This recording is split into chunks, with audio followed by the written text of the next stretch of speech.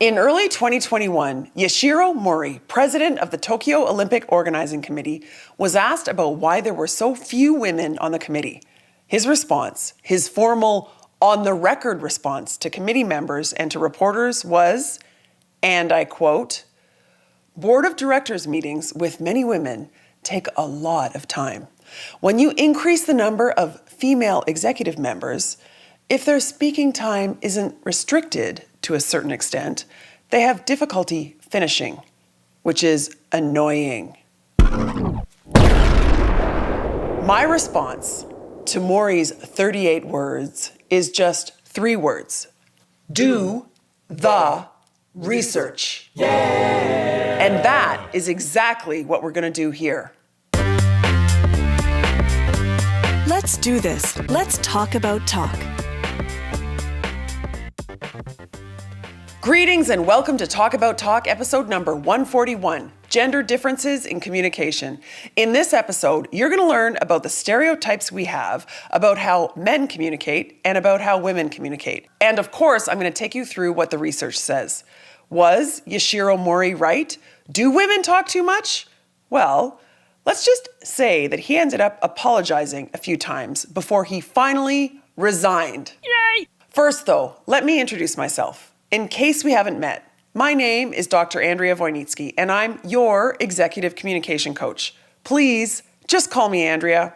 I'm the founder of Talk About Talk, where I coach communication skills to ambitious executives through one-on-one coaching, boot camps, workshops, and keynotes. My objective is to help you improve your communication, your confidence, and your clarity so that you get noticed for the right reasons and ultimately get promoted. That's my goal here. I want to help you accelerate your career trajectory. If you go to the talkabouttalk.com website, you'll find many resources to help you out. There's information there about one-on-one and group coaching, online courses, corporate workshops, the archive of this bi-weekly podcast, and I really hope you'll sign up for the Talk About Talk newsletter. That newsletter is your chance to get communication coaching from me every week. I choose a communication topic and then I coach you on 3 things related to that topic. Okay, on to our topic at hand here today. Gender differences in communication. This is going to be a lot of fun and I promise you'll learn a lot. But you do not need to take notes because I do that for you. I'm going to summarize the important takeaways for us at the end, and you can always read the transcript on the talkabouttalk.com website. There's also an extensive list of the academic research that I used for this episode there in the show notes. So just keep doing whatever you're doing, walking or driving, or maybe you're sitting on the couch. I got you covered. Yes. Okay, so I have to say that people ask me all the time about this topic. Gender differences in communication is a popular search topic on the talkabouttalk.com website too. People enter the question, what are gender differences in communication? I should start though by reminding you about this. Sex is biological and gender is learned. In other words, while there are innate physiological differences that it may explain some of the differences between the sexes, we should also keep in mind that socialization, culture, and learned behaviors also account for significant differences. And of course, the differences identified in these research studies are averages for a group and do not apply to every individual. Of course. It's essential to remind ourselves to treat each person as an individual rather than making assumptions solely based on gender. That all said, gender differences certainly exist. You've probably heard things like men are direct, women are emotional. Just yesterday, I had this conversation with a friend. We were talking about this podcast, and I was telling him that I was about to record an episode on gender differences in communication. And I asked him what his observations were, what his personal observations were in terms of how men talk versus how women talk. And do you know what he said? He said this. He said, men are generally more direct. But Andrea, you're direct. I had to laugh about that. I told him, yeah, I agree. Generally, men tend to be more direct than women. And also, I agree, I am probably more direct than the average woman. There is no passive aggressive here. I say it like it is. Indeed. Anyway, So you may have heard the stereotype that men are direct and that women are emotional. You may have also heard that men are from Mars and women are from Venus. Are men and women really from different planets? No, of course not. However, men and women often do have different communication styles. So I scoured the academic research and I came up with 7 meaningful ways that men and women's communication styles may differ. Now, I know 7 is a lot, I agree. If you've been listening to the Talk About Talk podcast, you probably know that I'm a big fan of the power of 3. But when I combed through the research, the insights were more easily categorized in terms of these 7 things. So we're gonna go with lucky number 7. Let me tell you what they are right now, and then I'm gonna get into detail and tell you what the research says about each of these 7 elements of communication. Are you ready? Okay. First, it's how much we talk. Then, our communication mindsets. Third is our words or vocabulary. Then our voices, our listening skills, our nonverbal communication, and our confidence. Now then, let's get into this and see what the research says. The first communication element is how much we talk. Yes, out of the gates, let's see if that notorious Japanese Olympic official was onto something. Remember what he said. He said that if women's speaking time isn't restricted to a certain extent, they have difficulty finishing, which is annoying. Well, let me tell you this, Mr. Mori. Based on my comprehensive analysis of research focused on gender differences and communication volume, it seems that, if anything, the opposite might be true.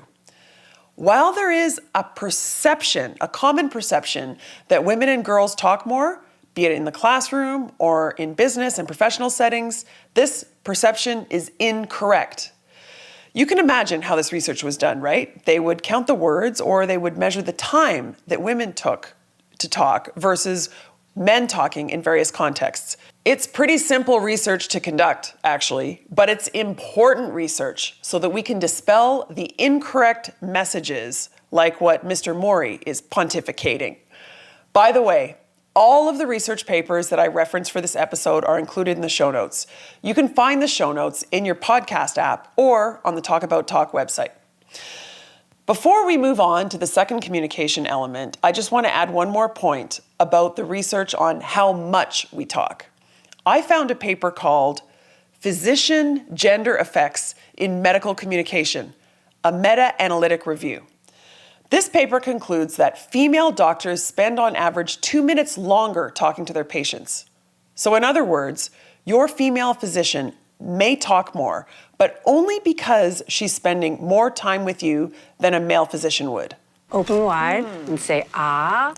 All right, let's move on to communication mindsets. The research on this is quite definitive. Women are more focused on relationships and emotions, while men are more direct and focused on information sharing. Even starting at a young age, multiple sources demonstrate that women use communication as a tool to enhance social connections and to create relationships. Men, on the other hand, use language to command dominance, power, and to achieve tangible outcomes. In a 2009 study of over 400 participants, researchers concluded significant differences in how men and women perceive the benefit of work relationships. Men focus on relationships at work as a means to get the job done. On the other hand, women value relationships at work in terms of social and emotional support. For women, work friendships are a key driver of job satisfaction. So, in other words, men tend to be task-oriented, while women are relationship-oriented. Men may engage in report talk, while women gravitate to rapport talk. A helpful way to think about this is that men tend to be friendly, while women are friends. And I have to say, thanks to my friend Mary for this one. Let me say that again. Men are friendly, women are friends. Now, this plays out differently, of course, depending on the communication context. One research paper that I read concluded that in conflict situations, Women may approach resolution by seeking compromise and emphasizing collaboration. They often prioritize maintaining relationships, and they may use indirect language to express disagreement. Men, on the other hand, are more direct in addressing conflicts, and they may focus on finding solutions quickly, sometimes at the expense of discussing emotional aspects. In another paper that I read that focused on topics of conversation, concluded that women tend to engage in conversations that revolve around relationships, emotions, and personal experiences. Men may gravitate towards discussions related to factual information, activities, and external events. Wow. Speaking of topics of conversation, let's move on to the third element of communication. So far we've covered how much we talk and our mindsets. Point number 3 is our words. There are a few things here. Research suggests that women tend to use more expressive and elaborative verbal communication. Men, on the other hand, may prioritize content and use more direct or concise language. You could say that women's words could be more flowery, while men's words are more black and white. Linguistic research has found that women may use more qualifiers and hedges, words like maybe, I think, and sort of. These words soften their statements and make them more polite. I've read a lot of papers about this, and you may have come across this yourself. Ladies, we need to stop with these qualifiers. No more maybe, I think, or sort of. And certainly, no more seeking permission to speak. Do you mind if I interject here? And apologies. I'm sorry, but I have one suggestion. Why are we apologizing? Then there's the way some women may employ more tag questions or phrases that turn the statement into a question, like, it's a nice day, isn't it? This is seeking validation and agreement. There's no need for it. Men, on the other hand, tend to use more assertive and direct language. One other point here, in terms of our words and women seeking validation. I learned this one from Judith Humphrey, a communication coach and an author. She highlights how women tend to talk more about their hard work, while men just get the work done. They lead and they delegate. It's almost like women need to describe their work. Again, seeking validation. Of course, there are many reasons for this in terms of our culture and social norms and, of course, sexism. But it's interesting. Once you've read some of this research and you learn what these tendencies are, you seem to see examples of this everywhere. All right, let's move on to number 4, our voices. Our voices vary across several vocal elements, including rate, volume, articulation, pronunciation, fluency, and pitch. Understanding and incorporating variety in all of these elements helps with our verbal communication.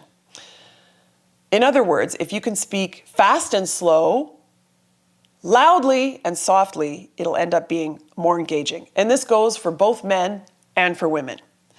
The pitch of men's voices is typically almost 1 octave deeper than women's due to their higher testosterone level, the hormone that elongates the vocal cords during puberty. But we all knew this, right? Women are more likely to use upspeak.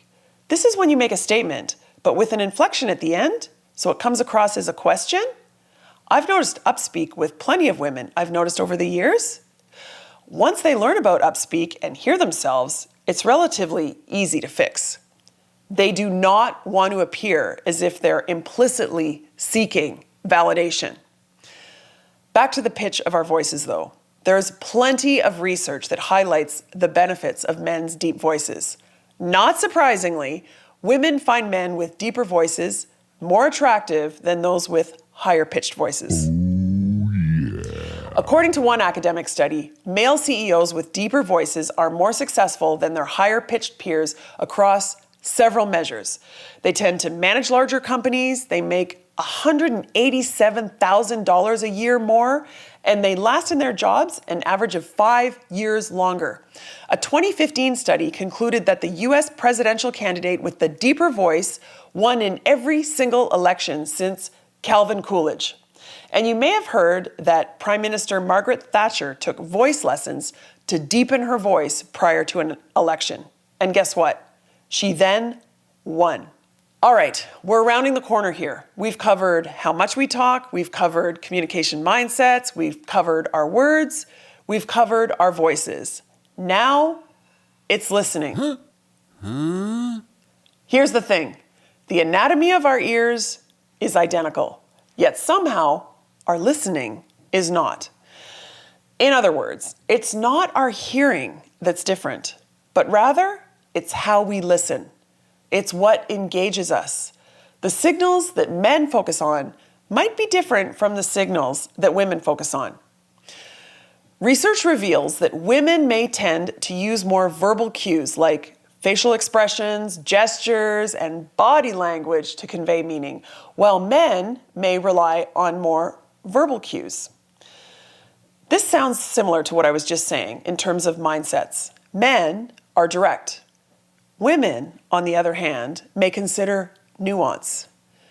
There's another point here that's related to listening that I just want to share, and this is from my interview again with Judith Humphrey. Judith notes that women typically don't assume people will listen. Put another way, women assume that people aren't listening to them. This may also explain why women use qualifiers to get a word in. But I wonder, if we shift our assumptions to be that people are listening, then I wonder if they will. And if this applies to you, I challenge you to try to shift your mindset.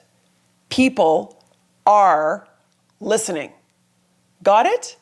And yes, I have a big smile on my face as I'm saying this into the microphone, and I really hope you're listening.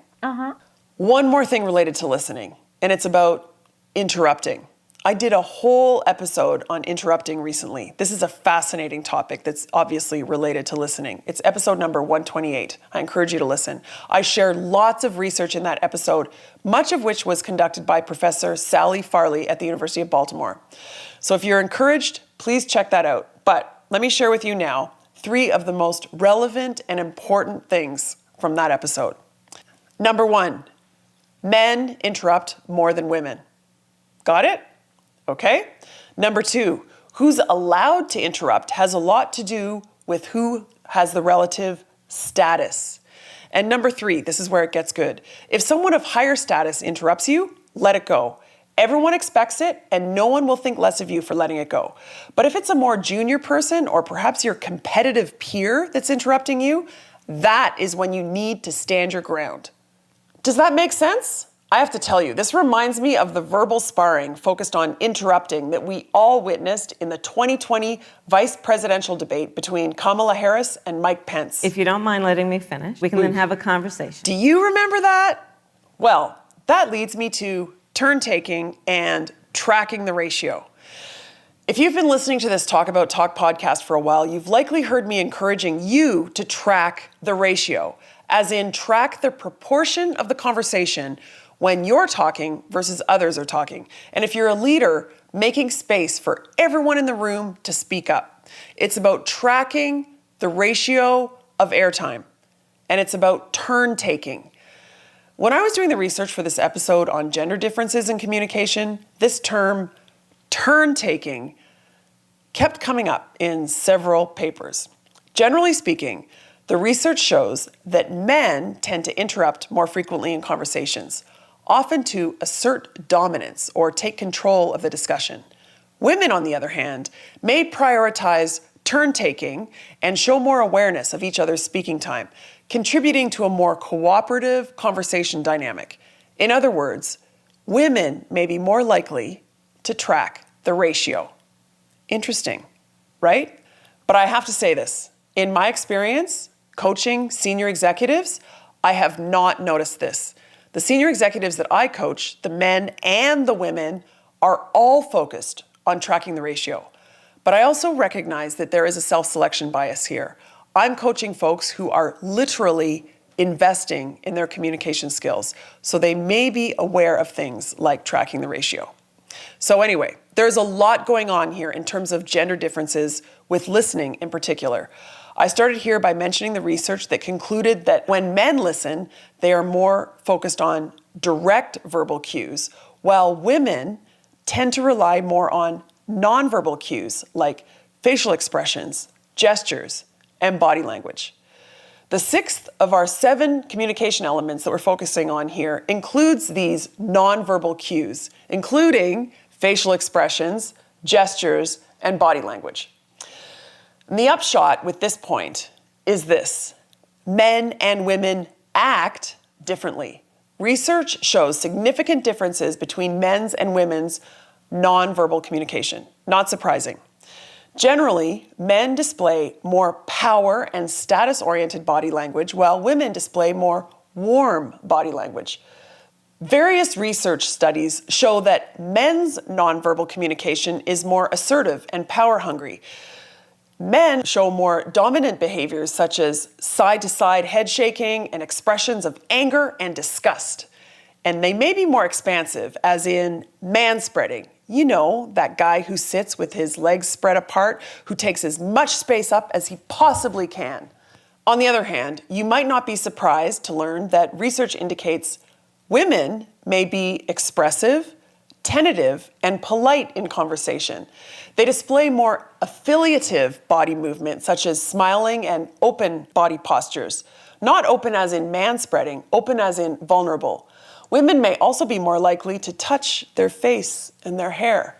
You've probably heard that this is perceived as flirting. It can also signal anxiety and stress. Either way, ladies, keep your hands off your face. All right, so that's nonverbal communication. We're ready to move on to the 7th of 7 communication elements. So far, we've covered how much we talk, our communication mindsets, our words, our voices, our listening skills, and our nonverbal communication. The last communication element is confidence. You've probably heard and read a lot about imposter syndrome. But do you know the origin of the term? Well, let me tell you. In 1978, psychologists Pauline Rose Clance and Suzanne Imes studied high-achieving women. They were interested to learn what makes them tick and what differentiates them versus other women. They were surprised to learn that almost 100% of these high-achieving women described what Clance and Imes called imposter phenomenon, and thus the term was born. Ever since then, people have been diagnosing imposter syndrome, as in doubting your abilities and feeling like a fraud, in themselves and particularly in women. Recently, though, and this is really important, the imposter syndrome discourse has shifted in at least 3 ways. So first, it turns out that everyone suffers from imposter syndrome. Yes, both men and women. Secondly, we should be focusing less on improving people's confidence and more on changing toxic work environments. Yes. And the third point, confidence does not equal competence. Overconfidence or arrogance is inversely correlated with leadership success. In other words, humility can be a strength. This should be great news for all of us. I could go on and on here with all sorts of advice for you on how to communicate with confidence and credibility. But today, right now, we're focusing on gender differences. There's one other point here that I want to share.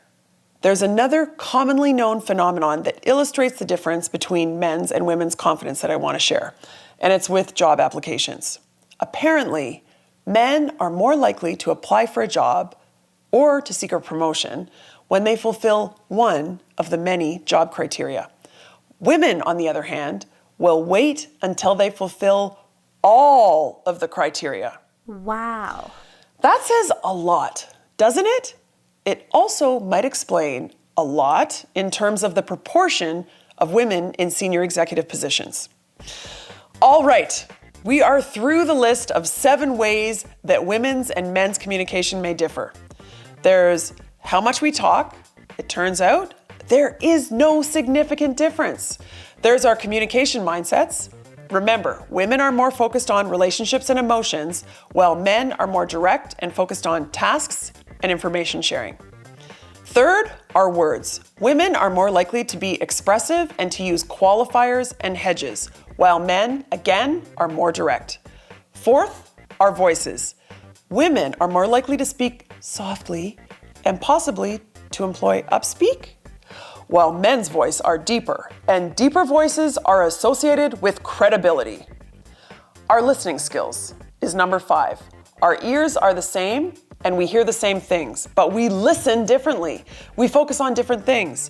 Men listen to the words, and women also listen for nuance in terms of nonverbal communication. And that's point number 6, our nonverbal communication. There are big differences here. Women are more expressive, tentative, and polite, while men are more assertive and expansive. And last, number 7, our confidence. Well, recent research shows that most of us, not just women, suffer from imposter syndrome. At the same time, it seems that men demonstrate higher levels of self-confidence. So, the question is, who's the better communicator? No. I am not going to answer that question. But I will say this. While I was combing through the research, it occurred to me that these differences in communication styles may also explain why diverse groups are more high performing. When men and women and all sorts of different people work together as a team, they can benefit from their diverse communication styles. So, I'm curious. I have a question for you. As you were listening to me run through all this research, did you consider whether your own personal communication style is consistent with the patterns found in this research? We have a lot to learn from each other, don't we? Men can learn from how women tend to communicate, and women can learn from men. So, for example, women might focus more on leading and more on being direct. Sometimes, but not always, of course, being direct is ideal. On the other hand, women could also focus on not apologizing and not minimizing their comments, and certainly not seeking permission to speak.